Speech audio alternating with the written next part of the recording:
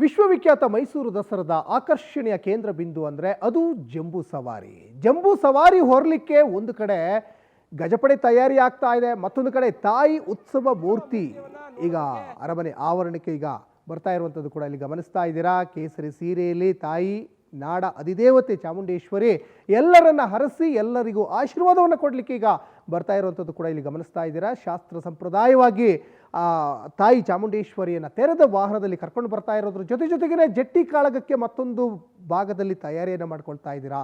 ಇಲ್ಲಿ ಒಂದು ಸಂಪ್ರದಾಯ, ಈ ವಜ್ರಮುಷ್ಟಿ ಕಾಳಗ. ಈ ವಜ್ರಮುಷ್ಟಿ ಕಾಳಗದಲ್ಲಿ ಈ ಕಾಳಗ ಆಡ್ತಾ ಇದ್ದಂಥ ಸಂದರ್ಭದಲ್ಲಿ ಯಾರ ತಲೆಯಿಂದ ರಕ್ತ ಚಿಮ್ಮುತ್ತಲ್ಲ, ಆ ಸಂದರ್ಭದಲ್ಲಿ ಜಂಬೂ ಸವಾರಿಗೆ ಚಾಲನೆ ಸಿಗುತ್ತೆ ಅನ್ನುವಂತಹ ಒಂದು ಪ್ರತೀತಿ ಈ ಹಿಂದೆಯಿಂದಲೂ ಕೂಡ ನಡ್ಕೊಂಡು ಬಂದಿದೆ. ಅದ್ರ ಜೊತೆಗೆ ನಂದಿಧ್ವಜ ಪೂಜೆನೂ ಕೂಡ ಬಹಳ ಮುಖ್ಯ ಆಗ್ತದೆ. ನಂದಿಧ್ವಜದ ಪೂಜೆ ಆದ ನಂತರವೇ ಈ ಒಂದು ಜಂಬೂ ಸವಾರಿಗೆ ಚಾಲನೆ ಸಿಕ್ಕಿದ ಲೆಕ್ಕನೆ.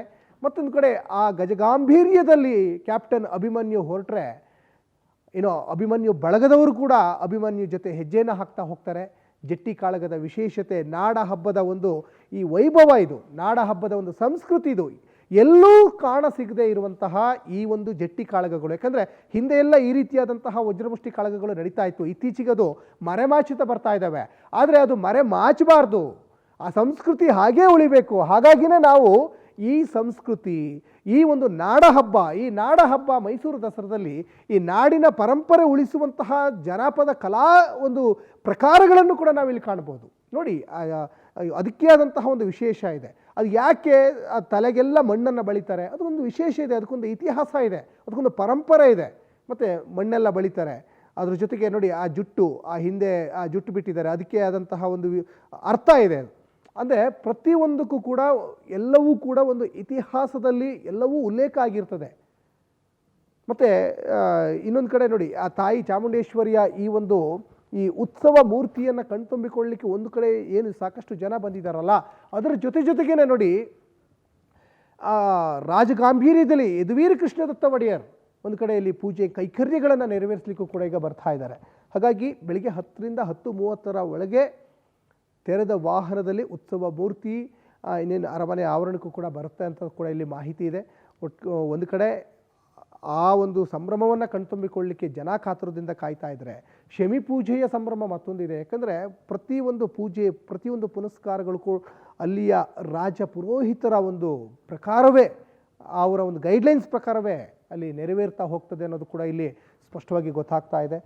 ಒಂದು ಕಡೆ ತಾಯಿ ಚಾಮುಂಡೇಶ್ವರಿಯ ಉತ್ಸವ ಮೂರ್ತಿ ಇನ್ನೇನು ಸ್ವಲ್ಪ ಹೊತ್ತಿಗೆ ಅರಮನೆ ಆವರಣಕ್ಕೆ ಬರ್ತದೆ. ಚಾಮುಂಡಿ ಬೆಟ್ಟದಿಂದ ಉತ್ಸವ ಮೂರ್ತಿಯನ್ನು ಶಾಸ್ತ್ರೋಕ್ತವಾಗಿ, ಸಂಪ್ರದಾಯಬದ್ಧವಾಗಿ ಅಲ್ಲಿ ಉತ್ಸವ ಮೂರ್ತಿಯನ್ನು ಅರಮನೆ ಆವರಣಕ್ಕೆ ತರ್ತಾ ಇರುವಂಥದ್ದು ಕೂಡ ಇಲ್ಲಿ ಗಮನಿಸ್ತಾ ಇದ್ದೀರಾ. ಮತ್ತೊಂದು ಕಡೆ ನೋಡಿ, ಅಲ್ಲಿಯ ಆಯುಧಗಳನ್ನೆಲ್ಲ ಇಟ್ಟು ಪೂಜೆಯನ್ನು ಮಾಡ್ತಾ ಇರುವಂಥದ್ದು ಕೂಡ ಇಲ್ಲಿ ಗಮನಿಸ್ತಾ ಇದ್ದೀರಾ. ಯಾಕಂದರೆ ಈ ನಿನ್ನೆ ಅಷ್ಟೇ ಆಯುಧ ಪೂಜೆ ಆಯಿತು. ಇವತ್ತು ವಿಜಯದಶಮಿಯ ಒಂದು ಪ್ರತೀಕ. ವಿಜಯನಗರದ ಅರಸರು ಒಂದು ಯುದ್ಧವನ್ನು ಗೆದ್ದಂತಹ ಆ ಒಂದು ವಿಜಯದ ಸಂಕೇತವಾಗಿ ಈ ವಿಜಯದಶಮಿಯನ್ನು ನಾವು ಆಚರಣೆ ಮಾಡ್ಕೊಂಡು ಬರ್ತಾ ಇದ್ದೀವಿ. ಯಾಕಂದರೆ ವಿಜಯನಗರದ ಒಂದು ಪ್ರತೀಕ, ವಿಜಯನಗರದ ಒಂದು ಸಂಸ್ಕೃತಿ, ವಿಜಯನಗರದ ಒಂದು ಈ ಗತವೈಭವದ ಮುಂದುವರೆದ ಭಾಗವೇ ವಿಜಯದಶಮಿ ಅನ್ನುವಂತಹ ಒಂದು ಪ್ರತೀತಿ ಪುರಾಣದಲ್ಲಿ ಉಲ್ಲೇಖ ಆಗಿದೆ, ಇತಿಹಾಸದ ಪುಟದಲ್ಲಿ ಕೂಡ ಅದು ಉಲ್ಲೇಖ ಆಗಿದೆ. ಹಾಗಾಗಿ ಈ ವಿಜಯದ ಸಂಕೇತವಾಗಿಯೇ ವಿಜಯದಶಮಿನ ಆಚರಣೆ ಮಾಡ್ತಾ ಇರೋದು. ಜೊತೆಗೆ ಈ ದುಷ್ಟ ಶಕ್ತಿಗಳ ಒಂದು ನಿಗ್ರಹ ಮಾಡಿದ ದಿನ ಇವತ್ತು ಅಂತಲೂ ಕೂಡ ಕರೀತಾರೆ.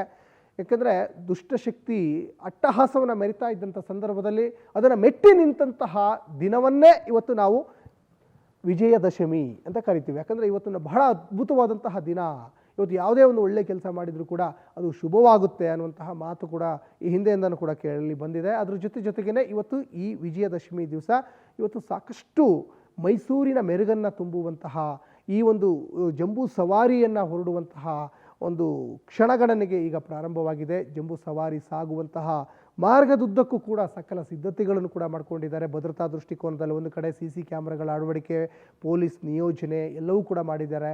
ಅದರ ಜೊತೆಗೆ ಬಣ್ಣದ ಒಂದು ಚಿತ್ತಾರದಲ್ಲಿ ಕಂಗೊಳಿಸ್ತಾ ಇರುವಂತಹ ಗಜಪಡೆಗಳನ್ನು ಕೂಡ ಈಗ ಗಮನಿಸ್ತಾ ಇದ್ದೀವಿ.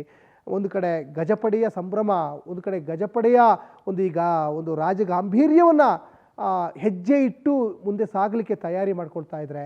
ಅಷ್ಟೇ ಒಂದು ರಾಜಗಾಂಭೀರ್ಯದಲ್ಲಿ ಇವತ್ತು ತಾಯಿ ನಾಡ ದೇವತೆ ಚಾಮುಂಡೇಶ್ವರಿಯ ಒಂದು ಉತ್ಸವ ಮೂರ್ತಿ ಕಂಗೊಳಿಸ್ತಾ ಇರುವಂಥದ್ದು ಕೂಡ ಗಮನಿಸ್ತಾ ಇದ್ದೀರಾ.